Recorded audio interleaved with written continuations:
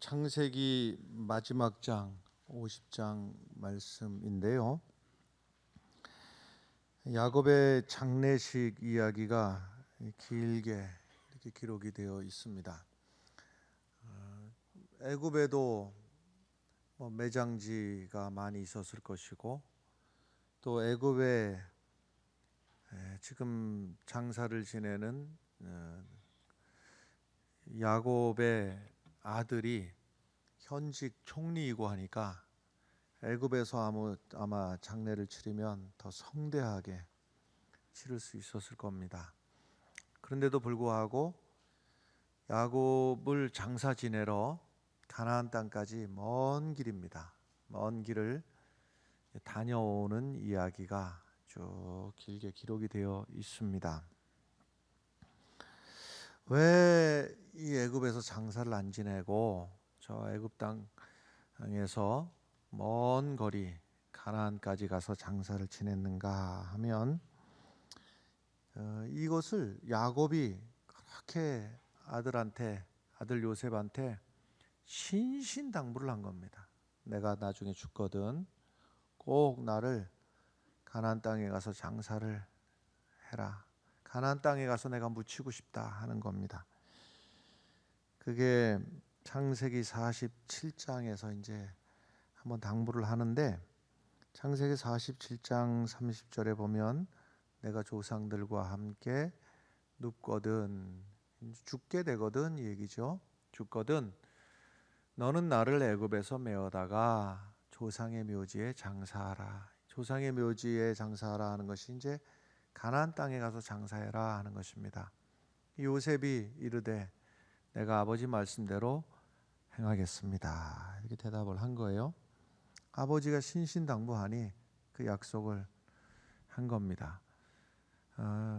야곱이 또 재차 그렇게 하겠습니다 하는 요셉 아들한테 31절에 보면 야곱이 또 이르되, 또 당부하는 겁니다. 내게 맹세하라. 금방 아들이 하겠다고 했는데 너 꼭 그렇게 하도록 맹세해. 그가 맹세하니, 그러니까 요셉이 맹세를 했어요. 이스라엘이 침상머리에서 하나님께 경배하니라. 여기서 이스라엘이 하는 것은 야곱이 그렇게 해라 부탁했고 그렇게 하겠습니다. 그 맹세해라, 맹세했어요. 이렇게 된 겁니다. 이렇게 이제 신신당부를 해서 약속까지 했는데, 이제 창세기 49장에 와서는 야곱이 실제로 이제 죽으면서 임종 아주 임박해가지고 부탁을 하는 내용이 49장 29절에 또 나옵니다. 똑같은 내용이. 그가 그들에게 명하여 이르되 했어요. 그가, 야곱이 그들에게, 이번에는 이제 12 아들들에게 말했어요. 내가 내 조상에게로 돌아가리니, 내가 이제 죽게 될 터인데 나를 햇사람 에브론의 밭에 있는 굴에, 거기 할아버지 아브라함이 사놨던 땅이 있는데 거기 가서 우리 선조와 함께 장사하라 그랬습니다. 그래서 이제 마지막, 그 전부터도 신신당부가 나 여기서 묻히기 싫다, 나 가나안 땅에 가서 묻히고 싶다, 또 죽으면서도 또 약속. 그래서 이제 오늘 창세기 50장 말씀에는 이 약속을 지키기 위해서 요셉이 이제 먼 길을 떠나야 됩니다. 먼 길을 떠나야 되는데 현직 총리니까 왕에게 이 사실을 알리고 자리를 여러 날 비워야 되니까 왕의 허락을 받아야 되기 때문에 왕에게 이 사실을 설명을 해주고 있는 말씀이 50장 5절 말씀에 나와요. 그 내용이 우리 아버지가 나로 맹세하게 하여 이르되 내가 죽거든 가나안 땅에 내가 파놓은 묘실에 나를 장사하라 하였나니 나로 올라가서 아버지를 장사하게 하소서, 그리고 내가 다시 돌아오겠습니다 하는 그런 말씀을 이제 바로에게, 왕에게 설명을 하느냐고 이 얘기를 또 하고 있는 겁니다. 자, 그러고 보니까 지금 이 야곱이 어떤 사람이었습니까? 자기 아들이 세계 최강대국의 애굽의 총리인 거예요. 그러다 보니까는 바로 왕도 막 만나고 그러지 않습니까? 그래서 바로 왕이 나이가 몇 살이냐 하니까 네 130살입니다. 내가 험악한 세월을 살았습니다. 이렇게 왕하고 얘기를 대면에서 주고받을 수 있는 사람이니 그 권세가 얼마나 대단하겠습니까? 아들이 총리인데다 말이죠. 어딜 가서라도요 입을 열어서 무슨 요구라도 하면 뭐 지금 민주화된 사회라서 뭐 일가 친척 이름 팔아먹고 그러면은 좀 문제가 생기겠습니다만은 이 구약 시대에는 아니 내 아들이 총리다 이 말이에요. 나는 왕하고 만나가지고 이렇게 막힘없이 대화를 하는 사람이다 이 말이에요. 그러면은 무슨 요구라도 할 수 있고 무엇이라도 취할 수가 있을 거예요. 그런데요, 이 애굽에 들어와서부터 야곱이 몇 년을 살다가 죽게 되는가 하면 17년을 살다가 죽게 되는데 17년 동안에 어떤 흔적도 없습니다. 말하자면 무엇을 더 가져야 되겠다, 무엇을 취해야 되겠다, 좋은 것을 차지해야 되겠다, 이런 마음 자체가 없었고 그런 흔적 자체가 없어요. 17년 동안 요구한 거라고는 딱 한 가지 요구했어요. 그 한 가지 요구가 뭐라고요? 내가 죽으면 말이야, 내가 죽으면 나중에 내 가나안 땅에 가서 나를 묻어다오 하는 요거 한 가지예요. 참 이상하죠. 지금 이 애굽 땅에 오기 전까지 야곱이 어떻게 살았는지 우리가 알지 않습니까? 지금 어떻게 보면 야곱답지가 않은 거예요. 야곱답다는 얘기는 지금 이 가나안 땅에서 어떻게 해서든지 이 내 영향력을 가지고 내 아들 이름을 팔아서라도 내 것을 취하고 더 이렇게 하는 것이 야곱인데 안 그러는 거예요. 아무것도 요구를 하지 않아요. 어떤 것에도 마음을 뺏기지 않아요. 그냥 그저 요구하는 거 한 가지예요.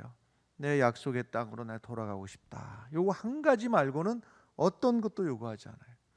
야곱이 지금까지 이 17년 마지막 살아오기 전까지 그 단계를 보면 얼마나 악착같이 살았습니까? 정말 악착같이요. 누구한테 지는 거라고는 뭐 이건 참아낼 수가 없는 일이고 어떻게 하든 이겨야 되고 어떻게 하든 앞서야 되고 어떻게 하든 잘 먹고 잘 사는 것이 이것이 생애 목표였던 사람입니다. 심지어는 어머니 뱃속에서 태어날 때부터 쌍둥이가 들어있었는데 서로 싸우는 거지요. 왜 싸웠겠습니까? 내가 먼저 형이 되겠다, 내가 형이 되겠다. 왜냐하면 어머니 뱃속에서 먼저 태어나는 게 형 아닙니까? 쌍둥이 중에서. 그러니 나는 지구는 못 산다, 내가 먼저 형 되겠다. 싸우다 무슨 일이 생깁니까? 어찌어찌해서 형 에서가 먼저 출생을 하게 되는데 그것을 못 참고 형의 발목을 붙들고서는 안 돼, 내가 이길 거야 하고서는 그렇게 태어났어요. 그러나 아무리 발목을 잡았어도 순서가 태어나기를 형이 먼저 태어났고 야곱 지는 2등으로 태어났단 말이에요. 그러니 동생 아닙니까? 근데 그렇다고 해서 그것을 감수하고 그래 내가 동생이지 내가 둘째지 안 되는 거예요. 안 되니까요 어떻게 해서든 뺏어내야 되는 겁니다. 그래가지고 형의 약점, 형이 배고플 때 사냥하고 돌아와서 허기졌을 때 그 틈을 삐집고 들어가 가지고 말해요. 내가 음식 해놓은 거 있는데 내가 맛있는 죽을 끓였는데 줄 테니까 대신에 형님의 장자권을 내게 파십시오. 그래가지고 형님의 장자권을 갖다가 자기가 그래 너 해라 해서 형님의 장자권을 뺏은 거예요. 아니 형의 장자권을 그걸 아마 에서가 심각하게 그래 그렇게 하자 하는 것이 그런다고 해서 형 동생이 바뀌겠는가 하는 생각으로 그렇게 했겠지요. 근데 야곱으로서는요 이게 지금 절대절명의 문제인 거예요. 어떻게 하든 내가 뺏어야 되고 내가 차지해야 되고 그래서 정상적인 방법으로 안 되면 비정상적인 방법이라도 동원하는 거예요. 그게 뭐예요? 아버지가 눈이 어두워 가지고서는 앞이 잘 안 보이는 그 장애를 가진 아버지 앞에서 말이죠. 자기가 형인 것처럼 자기가 첫째 아들인 것처럼 첫째 아들 에서는 털이 많고 하니까요 짐승의 가죽을 갖다가 이렇게 붙이고 두르고 해가지고 내가 이렇게 털이 많습니다 하는 것을 갖다가 아버지를 속여 먹기 위해서 그렇게 해서라도 어떻게든 내가 형이 돼야 되고 내가 1등이 돼야 되고 지구는 못 살고 이렇게 사는 거예요. 그래서 여차저차해서 외삼촌 집에 가고서는 그 고생하면서 살게 되었는데, 그 과정에서도요, 외삼촌이 보통 사람이 아닙니다. 이 사람이 삼촌이 돼가지고 조카하고 같이 이제 합력해 갖고서는 이제 사업을 하는데 말이죠, 그 조카 입장을 좀 봐줄 만도 한데 안 그래요. 이 삼촌이 얼마나 아주 그냥 야박한 사람인지, 조카에게 그 일당을 적게 주기 위해 가지고 말이죠, 막 계약을 막 이리 바꾸고 저리 바꾸고 말이죠, 아주 야박하게 하는 거예요. 그런데 그 야박한 삼촌 라반의 머리 꼭대기에 있는 게 야곱이에요. 왜냐하면 더 악착같거든요. 더 악착같이 하니까 삼촌의 집에서 나중에 다 정산하고 이제 삼촌의 집을 떠날 때에 삼촌의 재산 중에서 말이죠, 뭐 소떼 양떼 할 것 없이 그냥 얼마나 많은 재산을 가지고 나올 만큼 그렇게 악착 같은 사람이었습니다. 대단한 사람이죠. 고향으로 돌아오는 중에서도 거기서 이제 형이 옛날 일로 인해 가지고, 형의 장자권을 뺏은 일로 인해 가지고 형이 아직도 마음을 풀지 못하고 군사 400명을 데리고 자기를 죽이러 온다 하는 얘기를 듣고서도요, 거기서 이 와중에서도 머리가 막 빙글빙글 돌아가는 사람입니다. 막 어떻게 하면 내가 손해 안 볼까? 기본적인 작전을 갖다가요, 전체 가족과 재산을 일단 왼쪽 오른쪽 두 패로 딱 갈릅니다. 두 패로 갈라 가지고 만약에 한쪽을 형이 와서 치게 되면은 그 사이에 반이라도 도망가서 반이라도 보존하려고 하는 이런 계획이지요. 그래서 좌우로다가 나눠 놓고서는요, 또 그다음에 앞뒤로다가도 나눠 놓죠. 앞뒤로다가도. 그래서 제일 앞에는 아내가 어찌어찌해서 넷이 되었는데, 근데 둘은 정상적인 아내이고 둘은 이제 종 출신이란 말이에요. 그러니까는 죽더라도 뭐부터 죽으라고 하는가 하면 종부터 죽으라, 종과 그의 자식부터 죽으라고. 제일 앞에와 두 번째는 이제 그 자기 아내지만은 종 출신인 그 아내와 그 다음에 그 자식들을 앞에다 두고, 그 다음에 그 뒤에 세 번째 네 번째 대열에다가는요, 이제 아내를 둘 두는데, 하나는 이쁜 아내 두고 아내였고 하나는 안 이쁜 아내였어요. 누구를 앞에 세웠겠습니까? 안 이쁜 아내를. 왜요? 죽더라도 네가 먼저 죽어라 하는 거죠. 그 이쁜 아내를 제일 뒤에다 놓는 거예요. 이게 이렇게 아주 지독한 사람입니다. 그런데요, 아무리 이쁘면 뭐 합니까? 자기는 그 뒤로 가버리는 거예요. 왜냐면요, 아무리 이쁜 아내라도 죽더라도 먼저 죽고 자기는 제일 뒤에 가서 이제 아직 자기는 출발도 안 하는 거예요. 다른 일행들은 다 출발시켜 놓고서는요, 자기는 제일 뒤로 빠져버리는 것이죠. 이렇게 악착같이 지독하게 아주 살았던 사람이, 이 사람이 야곱이에요. 나중에 이제 그 형을 만나게 되는데, 형을 만나기 전에도요, 선물을 갖다가 1차 선물, 2차 선물, 자기 선물을 계속 보내는 거예요. 형이 화가 나가지고 자기를 와서 죽이면 안 되니까는요, 형의 마음을 누그러뜨리기 위해서 선물을 보내고, 이게 뭐냐 그러면 야곱이 보낸 겁니다, 받으시옵소서 하고서는 선물 공세를 하다가 드디어 형을 만났잖아요. 형을 만나가지고 형에게 하는 호칭이 형이지 뭡니까? 근데 야곱이 요때는요, 형이라고 안 합니다. 뭐라고 하냐면요, 주님, 이렇게 주님, 내 주여 이렇게 말하거든요. 우리가 예수님에게 부르는 호칭이랑 똑같은 호칭을 부르는 거예요. 주님하고 부르는 거예요. 아주 극존칭이죠. 나의 주인님이라는 거예요. 그리고 자기는 뭐라고 하는가 하면요, 자기는 종이라고 하는 거예요. 그거 왜 그렇습니까? 지금 눈치예요, 눈치. 지금 상황이 이때는 납작 엎드리는 게 맞다고 생각을 하는 것이죠. 그래갖고 형의 비위를 맞추는 자가 말이죠, 주님 하고, 그리고 자기는 종이라고, 나는 종이라고 납작 엎드리는 거예요. 왜 그러냐?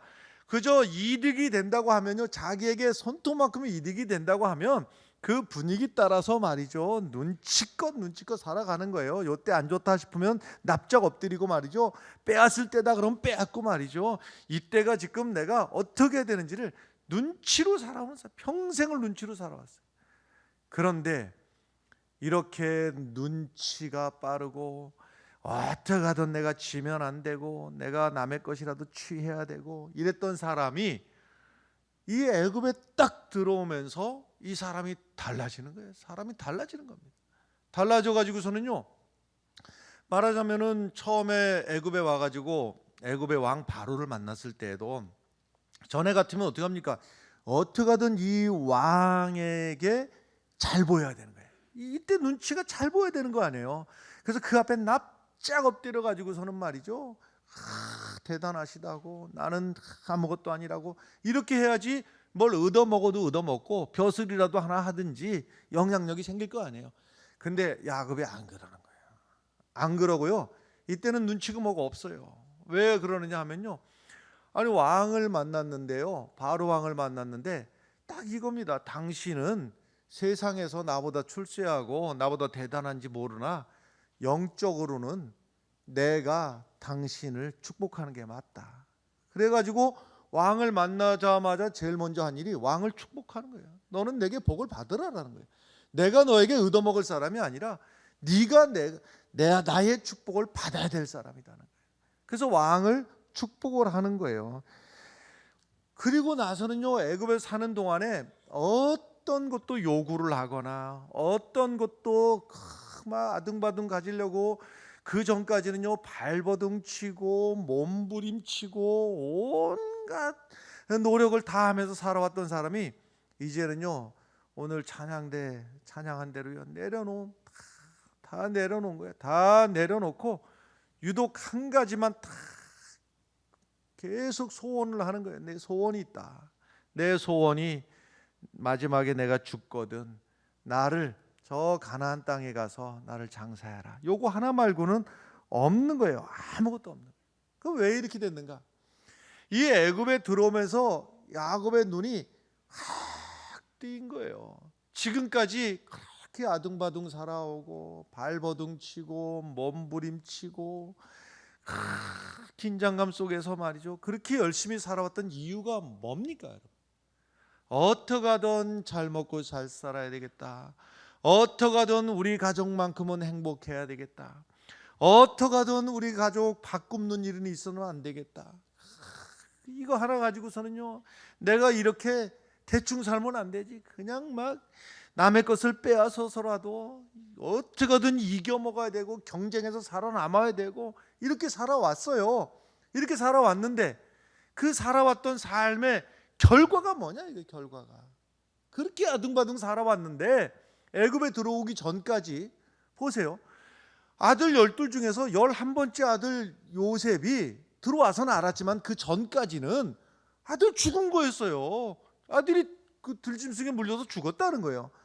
아니 아들 죽었다지. 그 다음에 12번째 아들은 큰 막내, 그 아주 그냥 귀하디 귀한 그 아들을요, 저 애굽에까지 꼭 데리고 가서 곡식을 얻으러 가는데 그 막내 아들까지 데리고 가야 되겠다는 거예요. 이제는 막내 아들까지 빼앗기게 생긴 거예요. 11번째는 이미 죽었고 막내 아들까지 빼앗기게 생겼고, 그뿐입니까?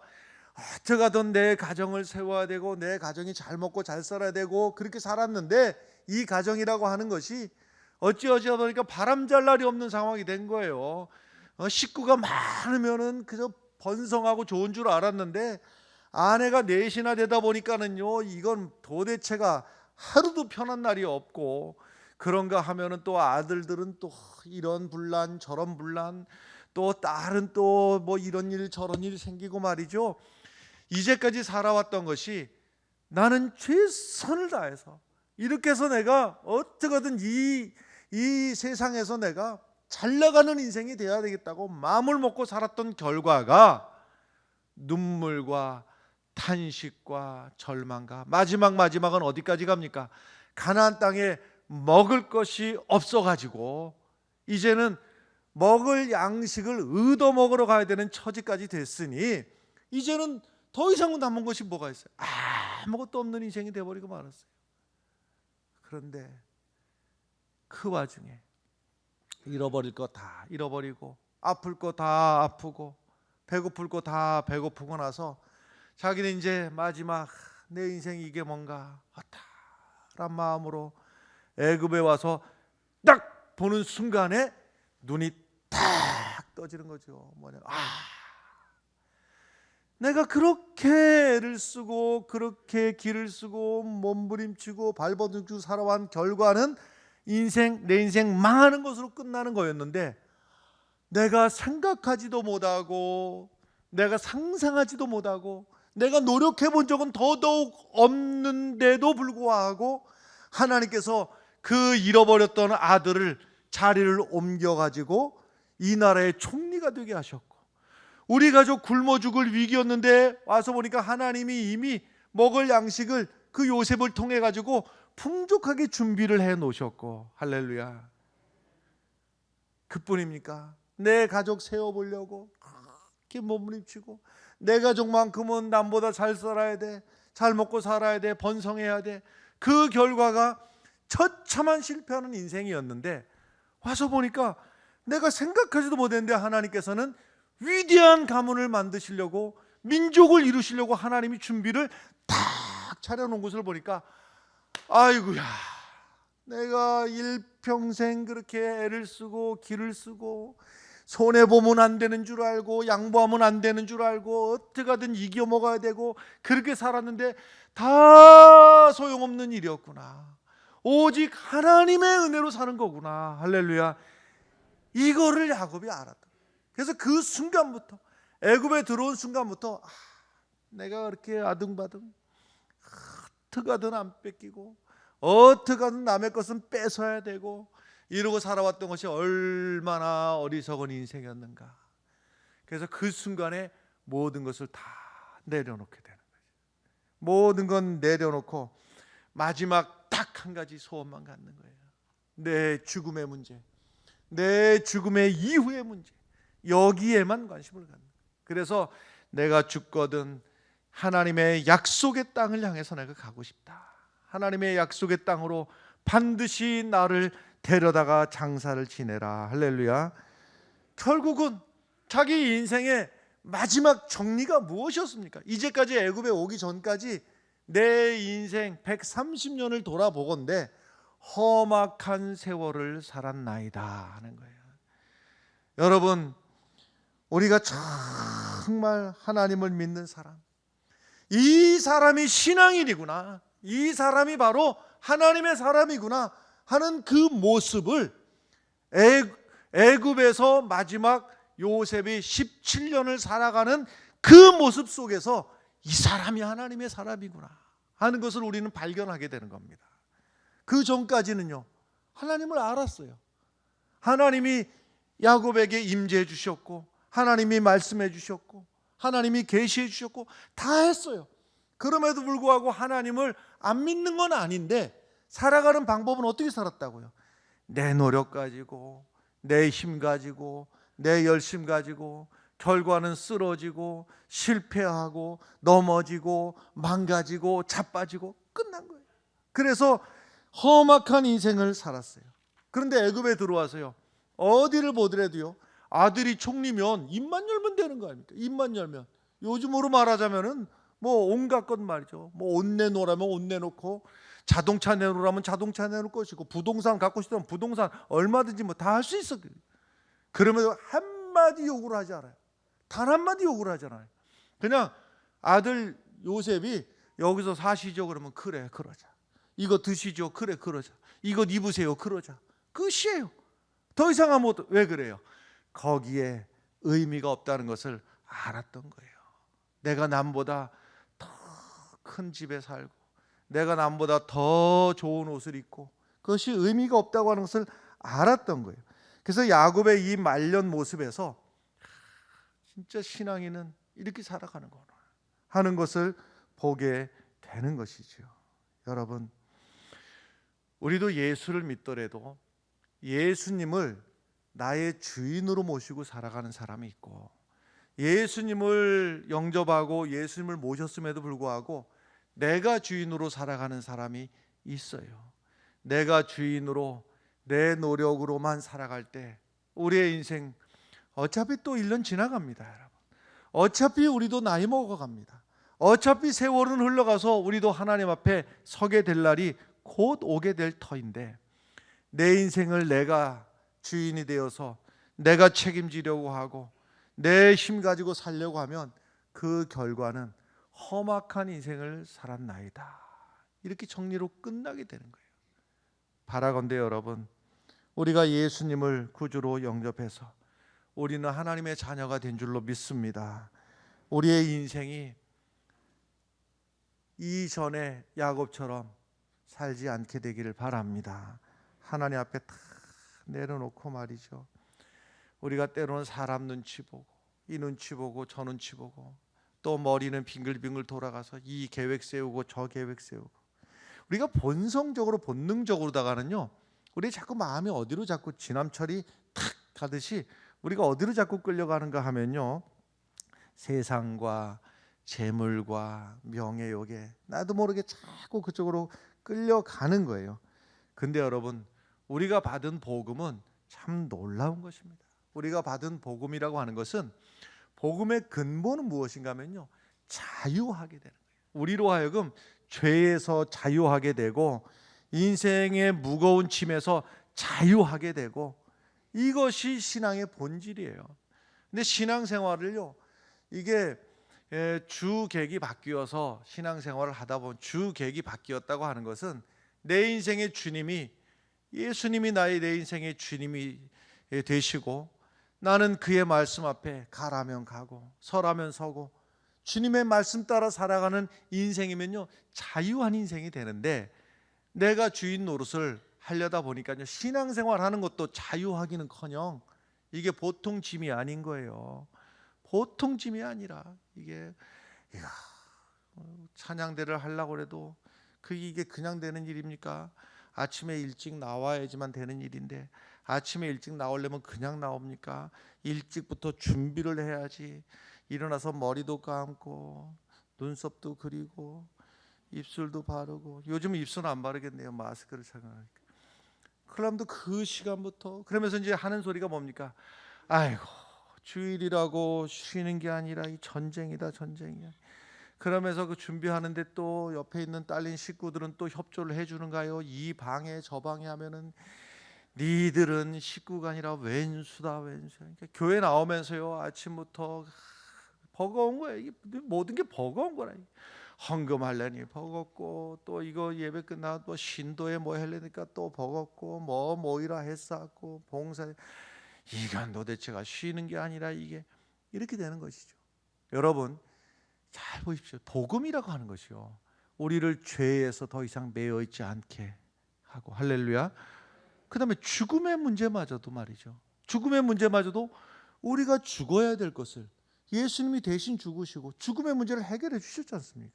그러니까 죽음으로부터도 우리는 자유한 존재이고 어떤 것으로부터 매여 있을 수가 없는 존재인데, 근데 왜 신앙생활하는 게 이것도 힘들고 이것도 매이고 이것도 못하고 저것도 못하고 옴짝달싹하지 못하는 것처럼 느끼는 것이 왜 그러는가 하면, 우리가 복음의 본질에 있지 못하기 때문에 그런 거예요. 여러분, 예수님을 내 인생의 주인으로 모시고 살아가시기를 간절히 바랍니다. 여호와는 나의 목자시니 내게 부족함이 없으리로다. 근데 이 고백이요, 잘 못 들어봅니다. 제가 많이 듣는 말, 실제로 성도들에게 제가 많이 듣는 말이 뭔지 아십니까?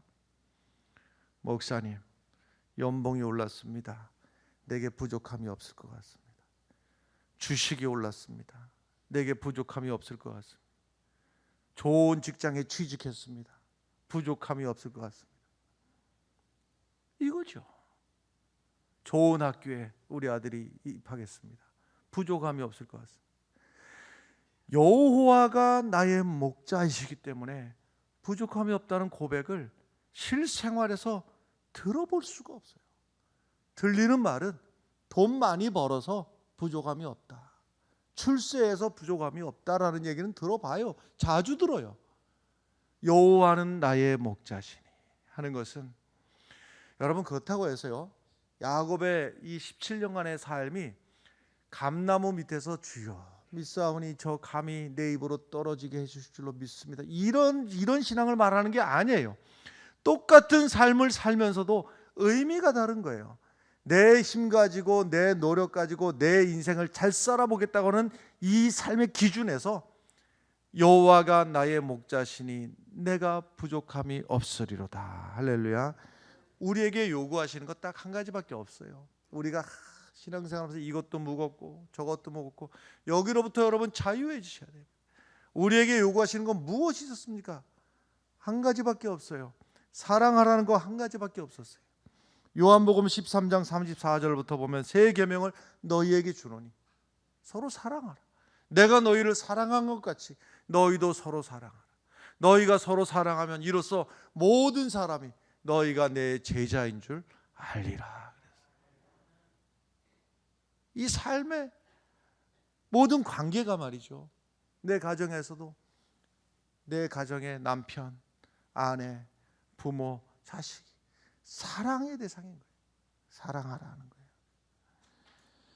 오히려 말이죠, 마태복음 7장 21절에 보면 나더러 주여 주여 하는 자마다 다 천국에 들어갈 것이 아니요 다만 하늘에 계신 내 아버지의 뜻대로 행하는 자라야 들어가리라 그랬습니다. 여러분, 신앙생활 기왕에 하면서도 여러분 야곱의 일생처럼 아등바등 발버둥 어떻게 하든 이겨먹어야 되고 이렇게 살지 않게 되기를 간절히 바랍니다. 물론 그 목적이야. 잘 살아봐야 되겠다, 행복해야 되겠다, 어떻게 하든 성공해야 되겠다, 몸부림치면 될 줄 알았는데 안 되더란 말이에요. 안 되는 거예요. 똑같은 땀을 흘리더라도 하나님의 은혜로 열매 맺는 것이고 하나님이 평강을 주셔야 되는 겁니다. 할렐루야. 그래서 애굽에서 야곱이 붙든 것은 오직 하나였어요. 하나님의 약속 하나만 붙들고 살았던 거예요.